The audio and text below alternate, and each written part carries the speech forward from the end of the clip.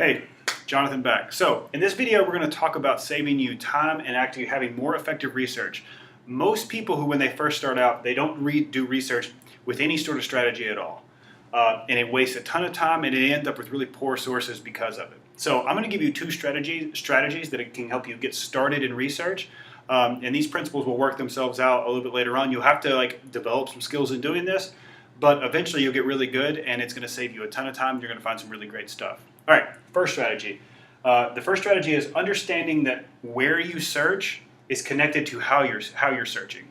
So on this column we have places that we can go to search. So let's say I was interested in the Affordable Care Act or Obamacare as my research topic.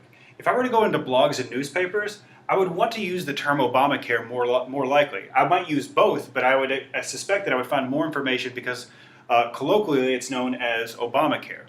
But if I was going to go into political science lit, they may mention this term, but they are oftentimes going to be more likely to mention Affordable Care Act. It's the more formal term, or ACA, or I might even mention the year that it came out, knowing that that is the convention on how they do those things. So you might say to yourself, how am I supposed to know what terminology experts are using if I've never read anything by them? That's a great point, and you're going to have to work your way up into doing that kind of stuff. Think of the concepts that you want to search. I care about Obamacare. This is a specific bill, but think about the concepts and things you're looking for. And then when you start reading that more advanced literature, you're trying to remember what terminology are they using to describe that.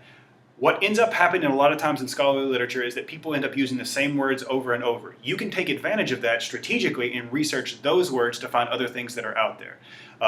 You sort of tap in. You may be frustrated at first, but as soon as you tap in and you're paying attention to what you're reading and using the words that other people are using, that's going to help you find more information. So that's the first strategy, linking where you search to how you search. And we're going to cover where we search in the session. So I'm going to give you some advice on places to go. And we'll talk a little bit about how we might search each one of those things. The next one is really, I think, super valuable, and it's the way that I get over the hump because I don't exactly know what I'm looking for, and it helps me to recognize the potential in things that are actually out there. So the first thing that I do before I even start getting research is I think about what is my ideal piece of information? What would be the perfect thing to find? And so I might have an article, let's say my topic is tracking the spending on entertainment industry across every person in the United States. I'd like to know how much they spend on entertainment. If the perfect source would be some article that tracks everything that's spent, puts it into a category, and then they track entertainment spending, and I can measure it by demographics. It would measure the entire United States, and it would be every single person within there. Obviously, that doesn't exist. It'd be too expensive to make, and it would be a huge invasion of privacy. So that doesn't exist, but I write down the reasons why it's really perfect for me. It tracks spending in an effective way. It does a demographic. It measures it by demographics, rich versus poor, about where you live or what state you're from. And it does the entire United States. It doesn't do one section.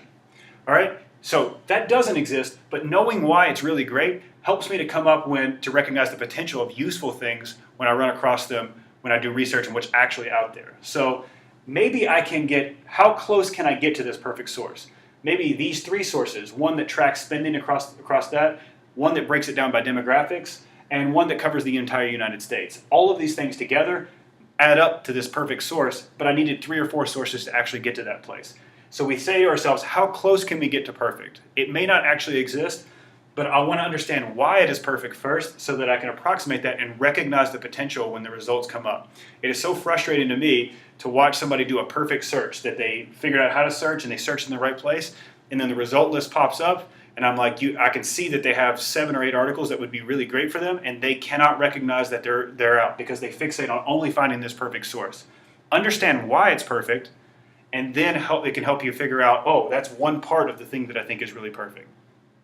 Okay, so that's how you're going to research strategically. The questions over there are going to really get into thinking about that ideal piece of information, and that's going to help me to figure out where we might go to get actual information that gets close to this thing that's out there. So thanks, and watch the next video, and I'll see you soon.